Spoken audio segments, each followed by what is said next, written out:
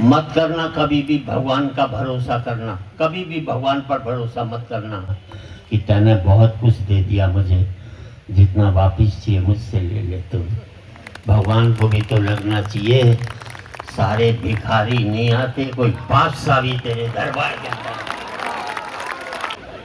कर लिया, महिला को नींद आ जाए, उसका सर तुम्हारे कंधे पर टिक जाए, तुम्हें अम्बाड़ा जाना होगा, चंडीगढ़ चले जाओगे लेने। घोड़ा दौड़ता है, 20 साल जिंदा रहता है, अजगर पड़ा रहता है, 1000 साल जिंदा रहता है।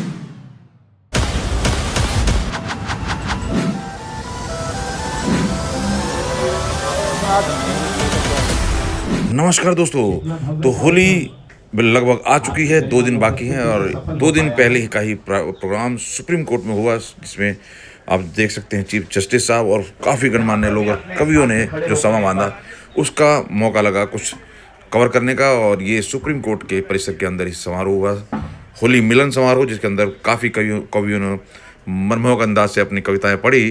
तो मैं जब वहाँ पहुँचा तो सुरेंद्र शर्मा जी का काव्य पाठ शुरू हो चुका था, लेकिन उन्होंने बड़े ही अपने अंदाज में कई चीज़ें इस तरीके से कहीं घुमा के, जो कहीं ना कहीं हंसाने गुदगुदाने के साथ साथ तंज भी था, और बहुत सी बातें ऐसी भी थी जो दिल को छूने वाली थी। तो इसमें उन्हीं के 15 मिनट के काव्य पाठ को मैंने रिकॉर्ड किया है, और ज़रा देखें किस तरीके का माहौल था, किस तरीके से जब संपन्न हुआ समारोह तो मंच के ऊपर सभी कवियों ने चीफ जस्टिस के साथ फ़ोटो भी खिंचवाया, और कुछ इस तरीके का माहौल था, उसी को कवर करने का और दिखाने का प्रयास।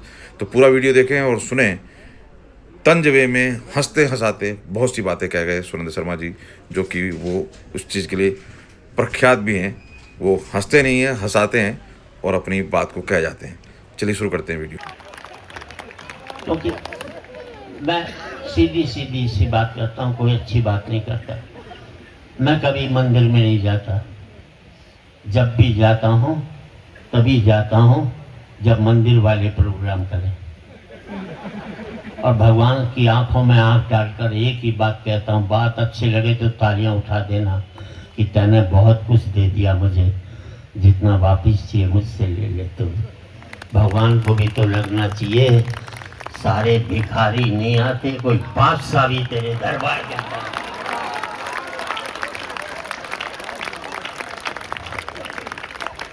अपना आत्मबल मैं सब कहता हूँ, मत करना कभी भी भगवान का भरोसा करना, कभी भी भगवान पर भरोसा मत करना। इस लायक बनना कि भगवान तुम पर भरोसा रखे। बड़े प्रोजेक्ट हाथ में लेना, उसमें से कोई कबीर बनता है, कोई महावीर बनता है, कोई बुद्ध बनता है, जिसके ऊपर वो भरोसा रखता है। अपने को उसके भरोसे लायक बनाना। और कुछ बात नहीं कहना चाहता। ये महिलाएं बैठी हैं, इतनी कठोर होती हैं, पुरुष बहुत ही कमजोर होता है। अरे इन्हें पानी पीना कि नहाना है?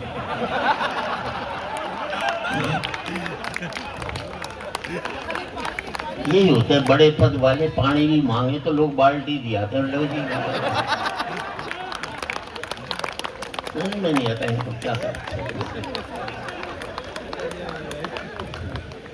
देखिए, महिलाएं बहुत कठोर होती हैं, पुरुष बहुत ही कोमल होता है।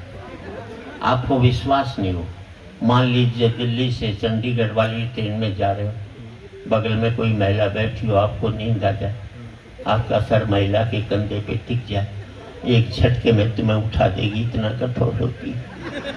ये तक नहीं पूछती, कुछ भी नहीं पूछती बेचारी, बहुत कठोर होती है।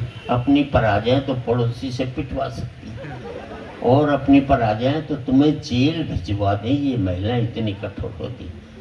अब इसी सीन को उल्टा कर लो। कर लिया, महिला को नींद आ जाए, उसका सर तुम्हारे कंधे पर टिक जाए, तुम्हें अम्बाड़ा जाना होगा, चंडीगढ़ चले जाओगे लेकिन डिस्टर्ब नहीं कर सकते।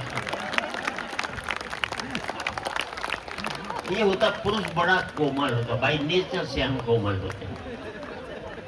कोई ऐसी बात थोड़ी है। आप ये देखिए आप लोग, एक मैं सरह से ही बताता रहा हूँ जो कि अपराध हुआ है हमारे मुल्क में। एक तो आप जो मॉर्निंग वॉक पर जाते हैं कभी मत जाना, ना जिम जाना, ना एक्सरसाइज करना, उम्र कम हो जाएगी। घोड़ा दौड़ता है 20 साल जिंदा रहता है, अजगर पड़ा रहता है 1000 साल जिंदा रहता है। और भगवान ने जितनी सांसें दी है उतनी लोगे, उससे ज़्यादा एक सांस नहीं ले सकते।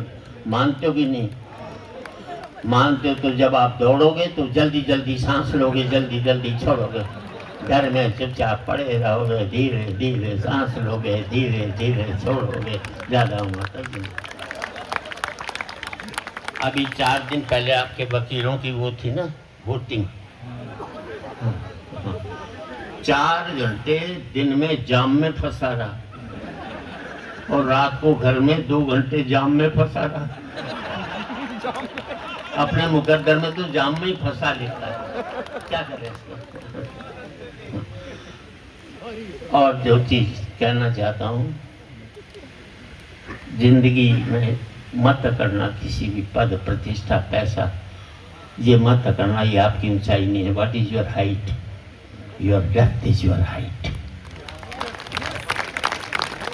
अगर आप में डेप्थ नहीं है, आपकी ऊंचाई गहराई का कोई मतलब नहीं।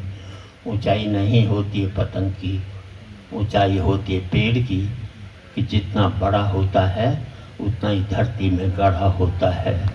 जबकि पतंग की ऊंचाई टिकी रहती है डोर पे, जो कि होती है किसी और के हाथों में, जो जब चाहे उसे ऊंचा उठा दे, जब चाहे किसी से लड़ा दे, जब चाहे धरती पर गिरा दे। अब तुम ही सोच लो, तुम पतंग की ऊंचाई पाना चाहते हो या पेड़ की?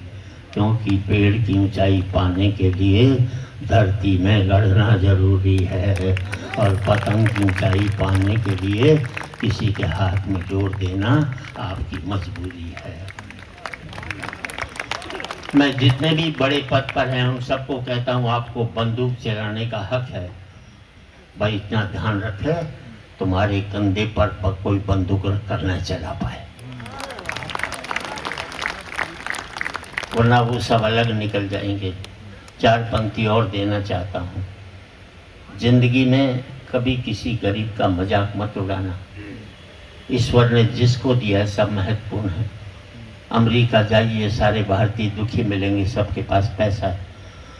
कोई आकर ये नहीं कहता सेठ बड़ा भूखा, मुझे रोटी खिला दे। और याद रख लेना, अमीरी की अगर तभी तक रहती है जब तक गरीबी उसे निहारती रहती है। निहारना बंद कर देगी तो अकड़ खुद ही खत्म हो जाएगी। नदी ने अकड़ते हुए कुएं से कहा, तेरी क्या औकात है, तुझे पता है कहाँ नदी है कहाँ कुआं? नदी ने अकड़ते हुए कुएं से कहा, तेरी क्या औकात है, तुझे पता है? कुआं हाथ जोड़कर बोला, बहन जी भटकाव और ठहराव में कुछ तो फर्क होता ही है। भटकाव और ठहराव में कुछ तो फर्क होता ही है। फर्क इतना ही है कि तुम प्यासे के पास जाती हो और प्यासा मेरे पास आता है। तुम ऊपर से नीचे की ओर जाती हो, इसलिए मीठे से खारी हो जाती हो। मैं नीचे से ऊपर की ओर आता हूँ, इसलिए मीठा का मीठा ही रहता हूँ। अपने लेवल से ऊपर उठोगे तो मीठे हो जाओगे, अपने लेवल से नीचे गिरोगे तो आप भी खारे होते हुए चले जाओगे जिंदगी के अंदर। कितना 5 मिनट ये लो। तुम तो मैं तो भरता हूँ। तुम्हारे यहाँ अगर कोई जज नहीं है फीस तुम भी तब भी ले लेते यार। ये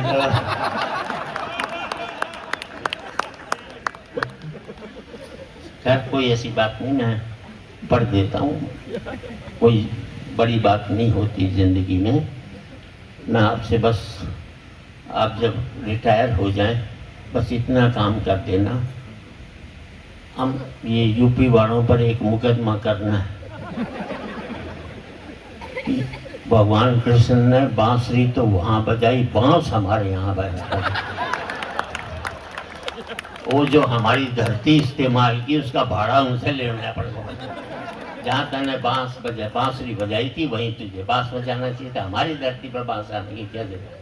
पानीपत की 3 लड़ाई हमारे यहाँ लड़ी जिनमें कोई लेने देना नहीं था।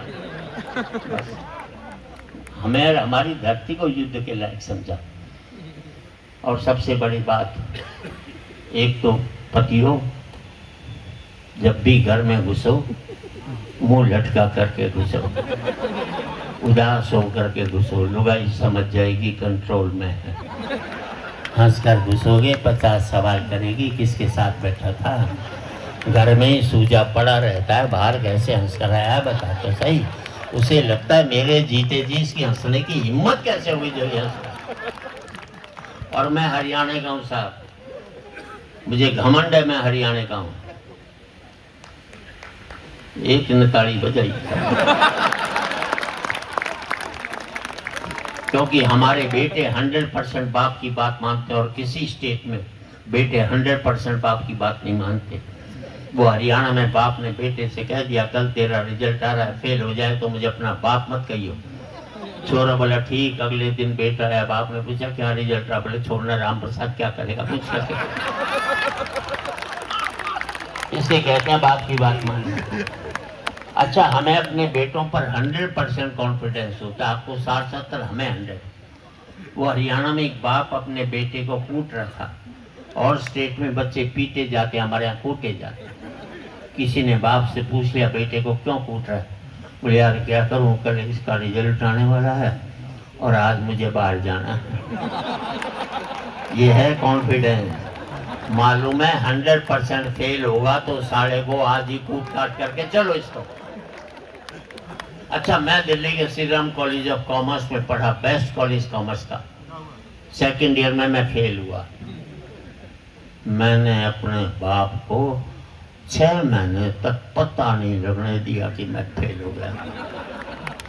आदरणीय मुख्य न्यायाधीश जी, इसे कहते हैं मैनेजमेंट। ये MBA वाले क्या खा करके करेंगे जो मैंने किया था। और 6 महीने बाद मेरे दोस्त ने बापू से शिकायत की कि सुरेंद्र शर्मा फेल हो गया। बापू ने कहा फेल हो गया तो क्या हो गया? इंसान कोई कुंभ का मेला है जो 12 साल में आएगा, अगले साल देगा, क्या पता नहीं है। मैंने अपने बच्चे से कह दिया था देख तू 50% से ज़्यादा नंबर मत लियो, क्योंकि मेरे 51 आए थे। ज़्यादा लिया था जिंदगी भर चिढ़ाता रहता। 45% लिया, 95 लिया था अमेरिका भाग लेता, 45% लिया साला मुझे दिल्ली छोड़कर गाजियाबाद नहीं जा सकता जिंदगी। और पूरे सदन की तालियां इस बात पर चाहूँगा साहब, मेरा सुख यह नहीं है कि मेरा बेटा अमेरिका में 5 लाख रुपया महीना कमा रहा है।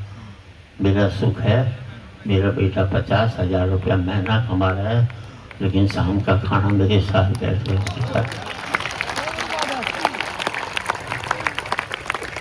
ऐसा एक सुख था। हमने उसको एकमात्र सुख बनाकर अपनी जिंदगी में कितने कांटे बोए हैं शायद आपको मालूम भी नहीं होगा साहब। और एक दो कड़वी पंक्ति कहता हूँ, बच्चों को इतना लायक मत बना देना कि तुम उसके लायक नहीं रहो। और सबसे बड़ी तकलीफ हमारी पीड़ा क्या है, मुझे मेरी 2 कारें सुख नहीं देती, मुझे मेरे सगे भाई की 4 कारें तकलीफ देने लग गई है। यार ये हमारे सनातन बना हो गई, क्या बसना हो गई। जिस मुल्क में वृद्धाश्रम हो वो कभी भी विश्व गुरु नहीं बन सकता। विश्व गुरु तब बनेगा जब हमारे बूढ़े घर में सम्मान के साथ रहेंगे, आदर के साथ रहेंगे। 4 पंक्ति देना चाहता हूँ, समय की सीमा है मेरी, तो मैं सबसे कम उम्र का हूँ यहाँ पर। हंसने की बात नहीं है, मैं बची हुई उम्र की बात करता हूँ, खर्ची हुई उम्र की बात नहीं करता। संपत्ति वो नहीं होती जो हमने खर्च कर ली, संपत्ति वो होती है जो हमारी बची हुई होती है। बची हुई उम्र की संपत्ति मेरे पास सबसे कम है, इसलिए सबसे कम उम्र का व्यक्ति मैं आपके बीच में खड़ा हूँ। और एक बात और, कभी भी अकड़ना मत, कितनी भी ताकत हो जाए। मैं तो उस दिन की तलाश में हूँ जिस दिन इस मुल्क को चुनाव आयुक्त के रूप में टी.एन. शेषन मिल जाए। दोबारा का पता नहीं। हम उस वक्त की तलाश में इस मुल्क में आज तक घूम रहे हैं। राजनीति कुछ भी कहे, लेकिन हम क्या सोचें, हमें क्या सोचना चाहिए।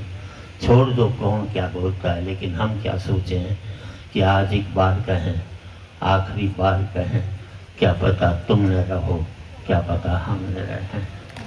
और पूरे सदन की आशीर्वाद और तालियां चाहूँगा साहब विदा कर देना कि आज एक बार कहें, आखिरी बार कहें, क्या पता तुम न रहो, क्या पता हम न रहें।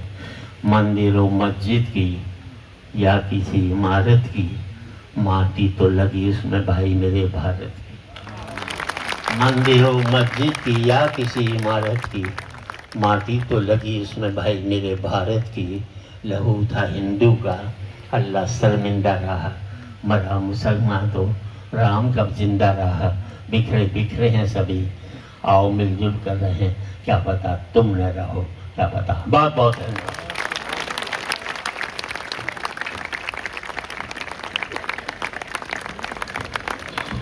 एक मिनट का समय, सभी जहां पर हैं वहीं पर रहेंगे। और तो दोस्तों आशा करता हूँ वीडियो पसंद आई होगी। तो इस तरीके से संपन्न हुआ ये होली समारोह, मिलन समारोह। आपको कैसी लगी वीडियो, और आप सभी को होली की हार्दिक शुभकामनाएं। मात्र 2 दिन बचे हैं और भी होली के ऊपर वीडियो लाने का प्रयास करेंगे दोस्तों। बहुत बहुत धन्यवाद।